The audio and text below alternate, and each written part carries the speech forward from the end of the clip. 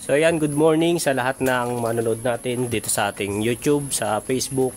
Magandang umaga sa inyong lahat, magandang tanghali, magandang gabi kung nasaan bansa man kayo. Yun, dito pa tayo ngayon sa bahay kasi halos inaantay pa namin yung panahon kasi ganito. Puro ulan dito kanina pa maghapon. Simula pa alas 7 ng umaga hanggang nung oras na ba? Alas 12 na. Alas 12 ng tanghali, puro ulan. Ngayon lang nagtila yung ulan kaya ngayon lang tayo halos nakapag-ready. Sila Marcos naka-ready na rin. So, pupunta na tayo dun mamaya-maya kaunti. No oras na kami makakalabas ngayon kasi sama ng ulan, sama ng panahon dito sa amin ngayon. Ilang araw nang nag-uulan dito. Sadyang ganito talaga din sa Bicol. Sabi nga namin mas gusto pa namin yung sobrang init kasi pag sobrang init, okay lang sa amin. Nakakalabas kami ng maayos sa mga pinupuntahan natin. Saka yung kalsada hindi masyadong delikado. Hindi katulad pag gagantong sobrang ulan. Ang hirap pag gagantong sobrang ulan. Hindi kami halos makalabas. Katulad yan, dapat umaga pa nalabas na kami. Kaya lang ay hindi kami makalabas ngayon kasi umuulan. So yan. At yun kahapon, nandun kami kila Buboy at kila Herlin. Naghatid tayo ng kaunting biyaya kila Herlin. Yung pangako ni nila Ate Alpa. Higa nila ay yung damitan nila Ate Alpa. Saka kay Buboy may nasikaso din. Ngayon nakita ko si Buboy doon, naglabas ako kanina. May pinuntahan ako doon sa nakita ko si Buboy nag-aasikaso na nung para doon sa service niya. Naghahanap ng kaso. Nahihirapan siya kasi wala si Buboy valid ID. Ang valid ID niya is nasa tinirhan niya dati sa Albay na iwan niya doon. Kaya nahihirapan siya kumuha ngayon ng service kasi gawa nga ng ID. Pero yun, tinuro ko nga doon. Sabi ko magpa-national ID na dito. Try niya kung makakuha ng temporary. Pag nakakuha siya ng temporary na ID, yun, siguro marireleasan siya kasi sabi niya kasama niya yung yung co-maker niya. So, okay na daw sana, yun na lang isang support ID na lang kailangan niya kasi may ID siya. Kaso hindi tinatanggap gawa ng may expiration yung ID niya. Yung barangay ID lang. So, yun. Kailangan niya talaga ng isang ID na yung matibay-tibay na ID, mga government ID. At sabi ko nga magdiretso sa kinukuha dito ng national ID, magpa-ID siya doon. Kung mabire-release na siya ng temporary, maganda. Pero kung hindi, okay lang, at least nagpa-national ID na siya. Siguro mga weeks lang or month, magkakaroon na siya ng temporary, pwede na niyang online, pwede niya makuha online. Kaya yun, siguro ganun na lang gagawin niya. At yun, napansin niyo nandito ako sa likod ngayon kasi may tinitingnan ako dito na yung mga dadalhin natin kila Kumandat. Tinitingnan natin kung hinog na. Ito, tingnan nyo to. Yan. Tinitingnan ko yung mga avocado dito. Kung pwede nang kuhain kasi para madala natin kila Marcos. Yan. Baba lang pati Kaya lang hindi pa yata pwede, mga matitigas pa. Marami sanang bunga kaya lang hindi pa pwede. Yan. Sa taas pa. Hindi pa siya pwede. Siguro mga pa ito.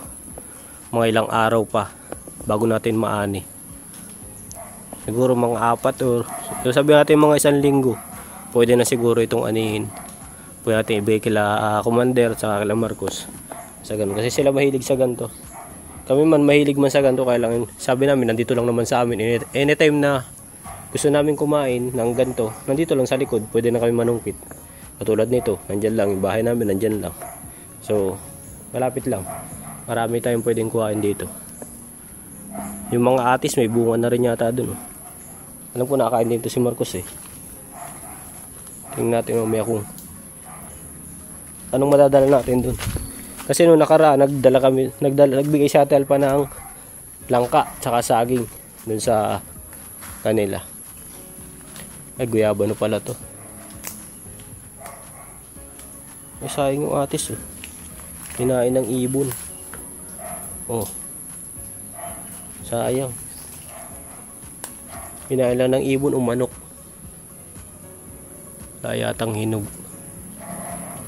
Naunahan tayo ng ibon.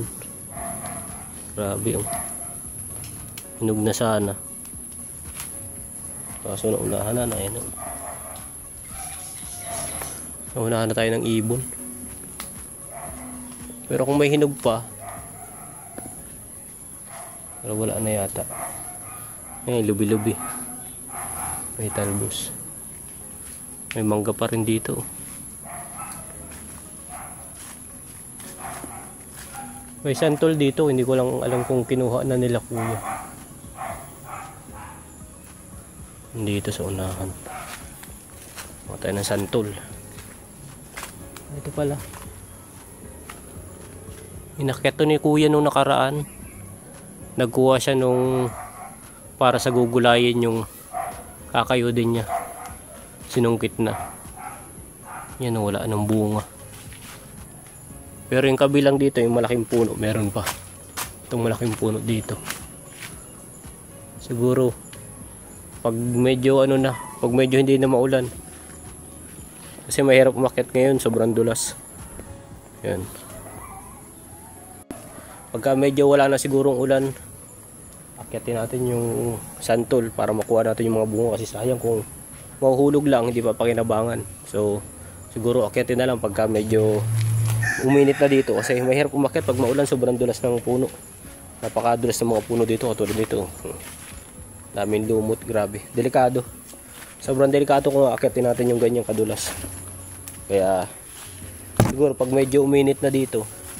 Ang alam ko po may bagyo kasi daw sa amin. Sabi nung napagtanungan ko diyan, kaya daw ganito yung panahon. May bagyo dito ngayon. Di ko lang sure kung gaano kalakas, kung anong signal ng bagyo dito. Kasi sobrang ulan. Ilang araw na ditong umulan, nahihirapan kaming gumalaw, nahihirapan kaming lumabas pagka sa mga mission natin. Ang hirap, sobrang hirap. Sabi nga namin, mas gusto pa namin yung mainit kasi yung init, mag-sombrero ka lang, mag-sombrero ka tapos naka-jacket ka lang or yung armband, okay na. Hindi na kami masyadong naano ng init. Tapos syempre, magdadala lang kami lagi ng tubig. Pero pagka gantong maulan, kahit kasi may kaputi kami, kami napoproteksyon na namin yung sarili namin ng kaputi.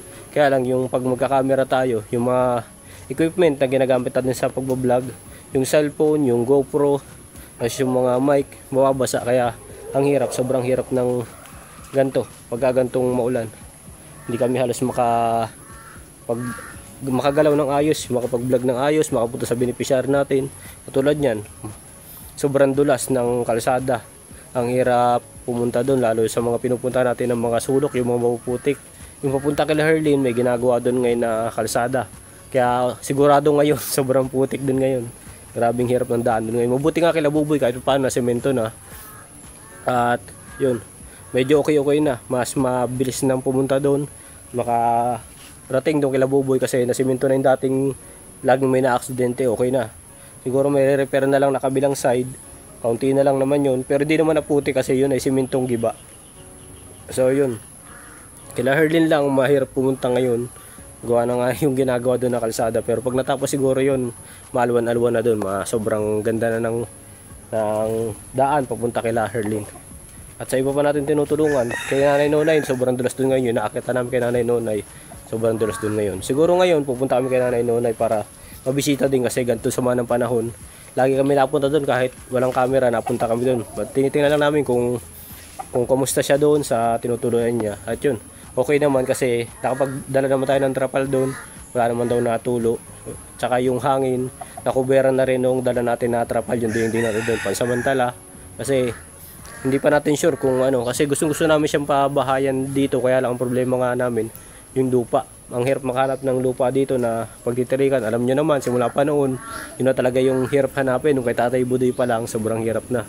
Kaya ngayon, ganun pa rin. Ang hirap makahanap ng titirikan na bahay. Saka bukod doon, di namin sure kung uuwi siya kasi natay lang namin yung go signal ng mga anak.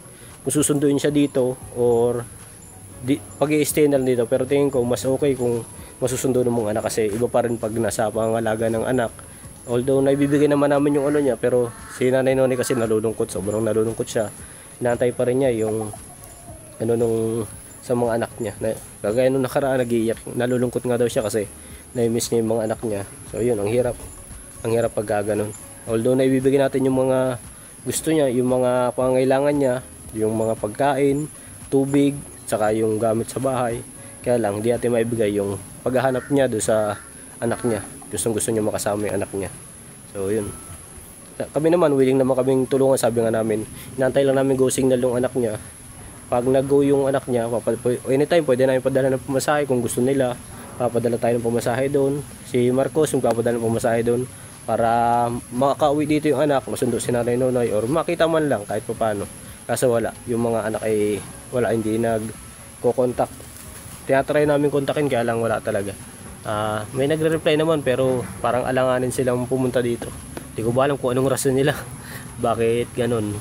Kasi wala mo lang silang pakialam doon sa magulang nila na nandito, sobrang naghihirap. Kung nakita lang nila yung sitwasyon dito ni Nanay Nonoy, minsan naglalakad sa kalsada, kaya nga ginagawa namin, pinuprovide na namin siya ng pagkain para na sa ganun mabawasan, males yung paglalakad-lakad niya sa kalsada kasi sobrang delikado sa kalsada. Minsan kung papagtripan siya doon ng mga bata o mga kung ano dyan, mga binatilyo, ganyan, mapagtripan siya, ang hirap. So kaya ayun, ginawa na lang namin, pinuprovide na siya ng mga pangangailangan niya doon, sa ganun di na siya kailangan lumabas pa kasi kung lalabas sobrang delikado nga naman sa kanya.